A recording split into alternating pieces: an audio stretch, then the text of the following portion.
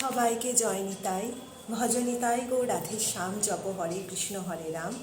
আমাদের নিয়ে চলে এসেছি প্রেমের ঠাকুর গৌরহরি, এবং এই গ্রন্থ থেকে আমাদের পাঠ চলছিল নিমাইয়ের বাল্যলীলা। বাল্যলীলার পাঠ চলছিল পৃষ্ঠা 10 পর্যন্ত আমরা পাঠ করেছিলাম। আজ তার পরবর্তী অংশ থেকে আবার পাঠ করব। পাঠে যদি কোনো ভুল ত্রুটি হয় তাহলে সবাই আমাকে নিজ গুণে ক্ষমা করবেন। পরবর্তী অংশ থেকে আমরা পাঠ করছি। আজ হলো পর্ব 7, জয় নিতাই, পৃষ্ঠা 10, গ্রন্থের নাম প্রেমের ঠাকুর গৌরহরি। জয় নিতাই। নিমাইয়ের অঙ্গসৌষ্ঠব অতি মনোহর। তার সেই লাবণ্যমণ্ডিত অঙ্গ প্রত্যঙ্গ চালনা করে নিমাই যখন মধুরভাবে মায়ের চোখের সামনে নৃত্য করে, সচিমা অপলক নেত্রে সন্তানের দিকে তাকিয়ে থাকেন।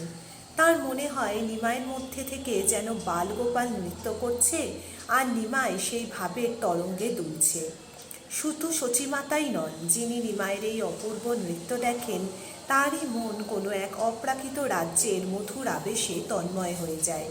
সংসারের প্রতি ঔদাস্য জন্মায়, হৃদয় নির্মল হয়ে নয়ন হতে অনর্গল প্রেমাস্ত্র গড়িয়ে পড়ে। শুধু গৃহে নয়, বয়স্কদের সঙ্গে খেলার সময়ও নিমাই মাঝে মাঝে ওইরূপ নৃত্য করে। নিমাইয়ের হরিবোল হরিবোল ধ্বনি দিয়ে নৃত্য করে, অপর বালকেরাও সেই সাথে হরিধ্বনি করে।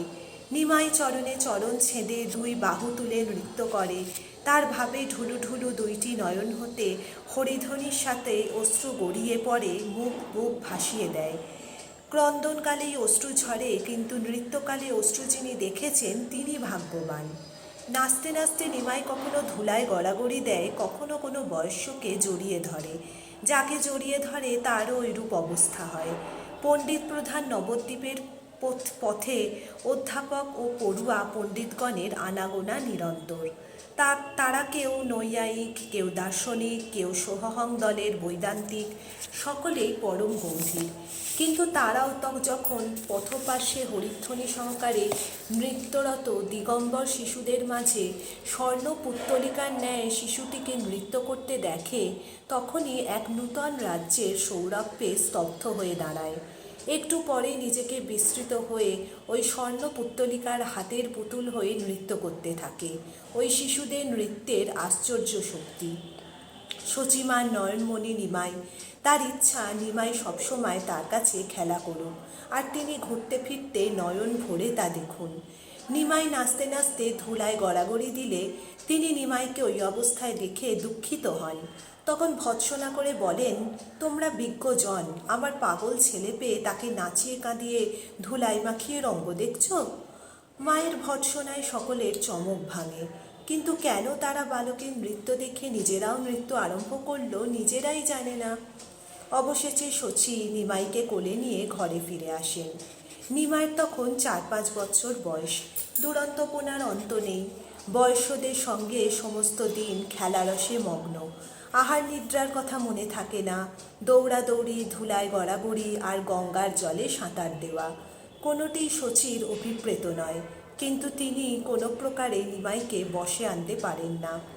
নিমাইয়ের বদন কমল কোটি পূর্ণিমা চাঁদের চেয়েও সুন্দর। যখন কথা বলে কর্ণ রসায়ন তৃপ্তিকারী অমৃত ধারা বর্ষিত হয়। সুযোগ পেলেই মা নিমাইয়ের মিষ্টি মুখখানি দেখতে দেখতে বাৎসল্য রসে বিভোর হয়ে যান। কিন্তু নিমাই তা বুঝতে পেরে পিছন ফিরে দাঁড়ায়। শচীর স্বাদ নিমাই কথা বলুক, আর তিনি শোনেন। কথা বলানোর চেষ্টা করেন, কিন্তু মায়ের ভাব বুঝে নিমাই কিছুতেই কথা বলে না। শেষে রাগ করে শচী লাঠি নিয়ে পুত্রকে মারতে যান। তাই দেখে নিমাই দৌড়ে গিয়ে পরিত্যক্ত স্থানে দাঁড়ায়। শচী খুব শুদ্ধ, তিনি আর সেখানে যেতে পারেন না। দূর থেকে তর্জন গর্জন করে বলে, নিমাই, তুই ব্রাহ্মণের ছেলে, আচার বিচার মানবি না? অশুচি স্থানে কেন যাস? তাতে নিমাই একদিন মাকে তত্ত্বকথা উপদেশ দিয়ে বলে, মা, সূচি অসুচি বলে কিছু নাই। সকলেই সেই পরিপূর্ণতম অদ্বয় জ্ঞানতত্ত্ব ব্রজেন্দ্রনন্দন শ্রী হরির পাদপদ্মে অনন্ত ঐশ্বর্যময় ব্রহ্মাণ্ডরূপে প্রকাশিত। তিনি ভিন্ন আর কিছুই নাই। শিশুমুখে তত্ত্বকথা শুনে শচী বিস্মিত হন। ভাবেন সন্তান তার নিশ্চয়ই কোনো দেবাবিষ্ট। আবার পরক্ষণেই চাপল্য দেখে বলেন, নিমাই আমার পাগল ছেলে। নিমাই বলে, আমি ছাড়া আর সবাই পাগল। ক্রন্দনকালে নিমাই হরিনাম শুনলেই চুপ করে, কিন্তু একদিন কিছুতেই নিমাইয়ের কান্না থামে না। শচী ব্যাকুল হয়ে বলেন, বাপ তুই কি চাস বল, যা চাস তাই দেবো। নিমাই জানালো, জগদীশ পণ্ডিত ও হিরণ্য ভাগবতের ঘরে যে একাদশীর নৈবেদ্য সাজানো আছে তা তাকে খেতে দিতে হবে। ছেলের কথায় সকলে বিস্মিত। শচী বলেন, ছি বাবা, ও কথা বলতে নাই, আমি তোমাকে বাজার থেকে সব আনিয়ে দেব। কিন্তু নিমাইয়ের জিদ ওই নৈবেদ্যই তাকে দিতে হবে। পাড়ার সকলেরই নিমাইয়ের প্রতি স্বাভাবিক প্রীতি। জগদীশ ও হিরণ্য ভাগবত সে কথা শুনে নিমাইকে দেখতে এলেন। নিমাইকে দর্শন মাত্র তাদের মনে হলো নিমাইয়ের মধ্যে থেকে যেন বালগোপাল নৈবেদ্য খেতে চাইছে। বিনা দ্বিধায় সবই এনে দিলেন নিমাইয়ের সম্মুখে। ধরে বললেন, খাও বাবা, তুমি খেলে গোপালের খাওয়া হবে। নিমাই অনেক সময় দেবতাদের নৈবেদ্য কেড়ে খায়, বলে আমি খেলে সব দেবতাই তুষ্ট হয়। শচী কিন্তু দেবতারা রুষ্ট হবেন ভেবে ছেলের অমঙ্গল আশঙ্কায় শঙ্কিত হয়ে ওঠেন।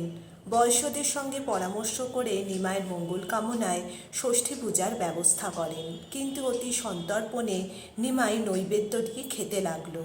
শচী দুঃখ করতে নিমাই বলে, মা তুমি দুঃখ করো কেন, আমি খেলে ষষ্ঠী সন্তুষ্ট হবে।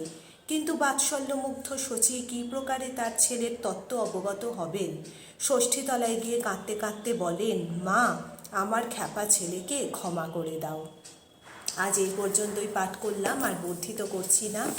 সবাইকে জয় নিতাই করে আজকে পাঠ অন্ত করলাম। কোনো ভুল ত্রুটি হলে দয়া করে ক্ষমা করবেন। সবাইকে জয় নিতাই, জয় ঠাকুর গৌরহরির জয়।